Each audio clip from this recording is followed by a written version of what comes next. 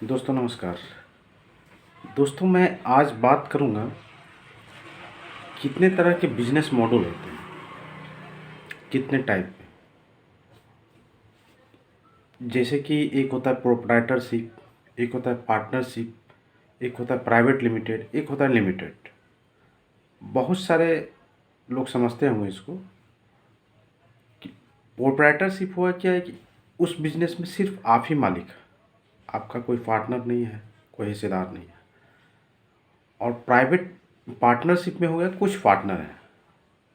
और private limited में क्या है कि बहुत सारे लोग, लगभग 20-25 लोग मिल के एक कंपनी बनाते हैं, उसको बोलते हैं प्राइवेट लिमिटेड।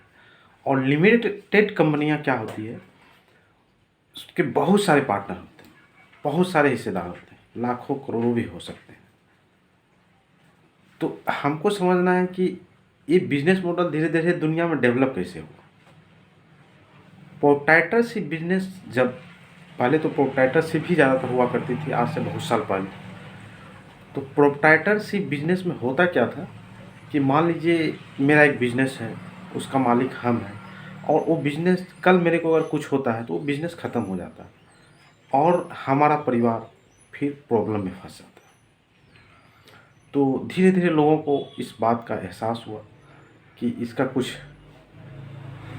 किया जाए ताकि आगे प्रॉब्लम ना। तो धीरे धीरे डेवलप हुआ प्राइवेट लिमिटेड कंपनियाँ, पार्टनरशिप हर, जिसमें कि मान लीजिए 2-4 पार्टनर हैं और एक आदमी को कुछ हो भी है तो वो बिजनेस नहीं डूबेगा, कम से कम वो बिजनेस चलता ही रहेगा।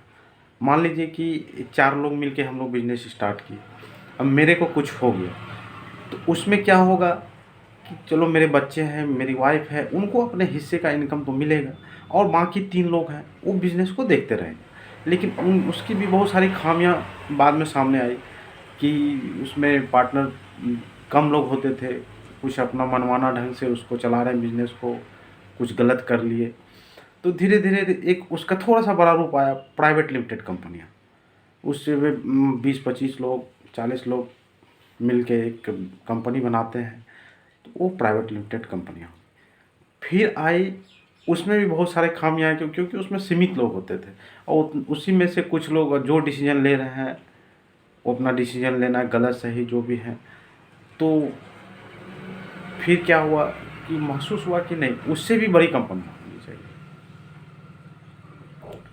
उसको बोला गया लिमिटेड कंपनियाँ, जिसका कि शेयर मार्केट में खरीद बिक्री होता है। आप उसका जितना भी शेयर आपके पास है, मन हुआ कल किसी और को भी बेच सकते हैं। ऐसा सिस्टम आज डेवलप हो गया धीरे धीरे। तो लिमिटेड कंपनी, ज़्यादातर लिमिटेड कंपनियाँ, प्राइवेट लिमिटेड कंपनियाँ भी बहुत लंबे समय तक चलती है, ज़्यादातर वो इस्टेब्लिश ही माना जाए उसको भी, क्योंकि उसमें भी काफ़ी अच्छे लोग रहते हैं। लिमिटेड कंपनियाँ और अच्छी क्योंकि उसमें लाखों करोड़ों लोग पार्टनर होते हैं। अब मान लीजिए कि रिलायंस है, टाटा, ये सब लिमिटेड कंपनियाँ, आज लाखों करोड़ों में कंपनियाँ हैं लिमिटेड।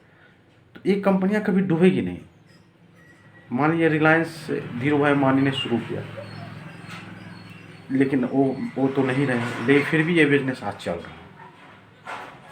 टाटा, रतन टाटा के पूर्वज ही शुरू किए थे, लेकिन आज भी है। रतन टाटा नहीं भी रहेंगे तो आगे भी रहेगी ये कंपनी। तो इससे हम लोगों को क्या सीखने मिलता है कि कुछ एक ऐसा सिस्टम पे काम करना चाहिए ताकि वो सिस्टम पुश दर पुश चलते रहे लंबे समय तक। अगर हमको कुछ हो भी जाए तो उस सिस्टम को कुछ ना हो, वो व्यापार को कुछ हानि ना हो, ताकि हम रहे ना रहे, हमारे बच्चे सिक्योर रहे, उसके भी बच्चे सिक्योर रहें। एक ऐसा सिस्टम पे काम। प्रोप्राइटरशिप में अक्सर क्या होता है, आपने बिजनेस शुरू किया, आपको कुछ हो गया, बिजनेस ख़त्म।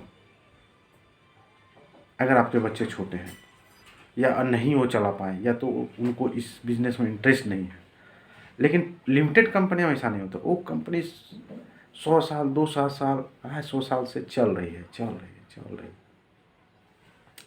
तो हमको ऐसा सिस्टम में काम करना चाहिए कि जहाँ लॉट में लोग, अगर हमको कुछ हो भी जाए तो उस हमारा सिस्टम पे असर न पड़े। तो इस विषय में बहुत लोग डीप सोचते ही नहीं हैं। अब ये बात आती है कि हम लिमिटेड कंपनी हर कोई बना नहीं सकता है। जिनके पास पैसा है वो तो बना सकता है, जिसके पास पैसा नहीं है वो नहीं बना सकता है। तो हमको क्या करना चाहिए? तो बहुत सारा ऐसा सिस्टम है जिस पे आप काम कर सकते हैं। मैं एक सिस्टम का बात अभी करूँगा, उससे पहले मैं एक बात करना चाहूँगा। हम लोगों के देश में ना, हम लोगों की मानसिकता ऐसी बन गई है कि उद्यमिता का अभाव है। हम लोगों को उद्यमिता का गुण ही नहीं है।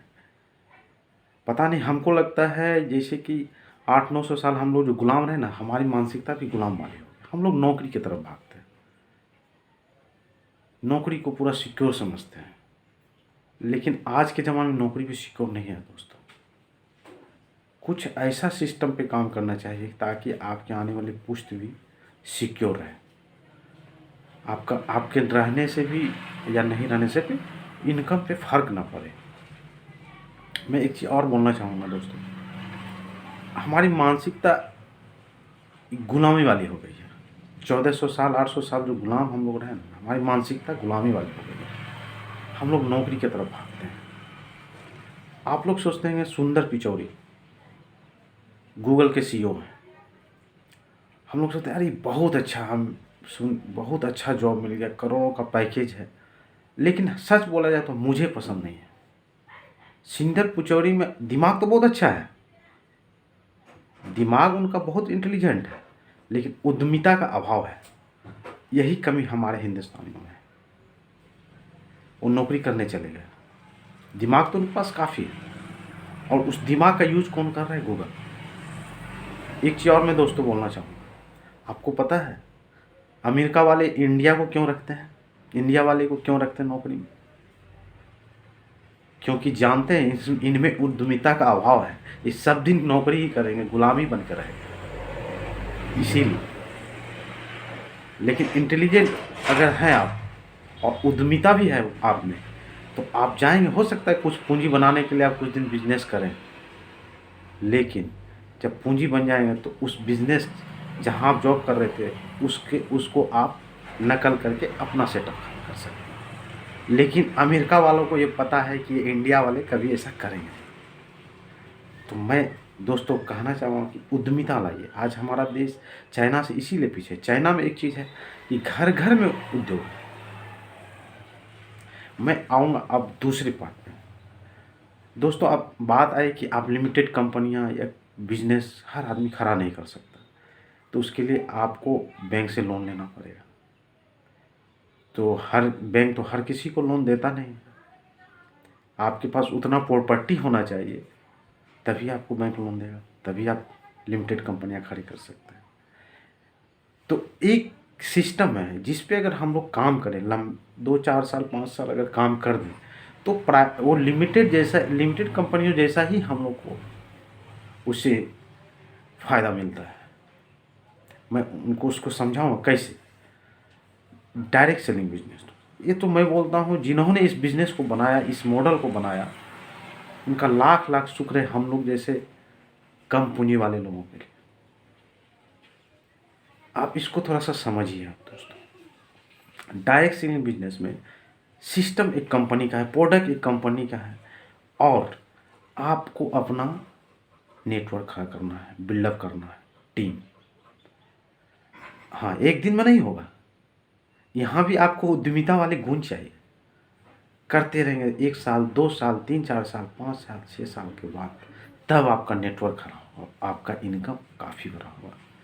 अब मैं बोलना चाहूँगा कि मैं बताना चाह रहा था कि लिमिटेड कंपनियों में अगर आप एक बार लिमिटेड कंपनी खड़ा कर लेते हैं, आप रहे ना रहे, उसका इनकम आपके फैमिली वाले को जाएगा ही।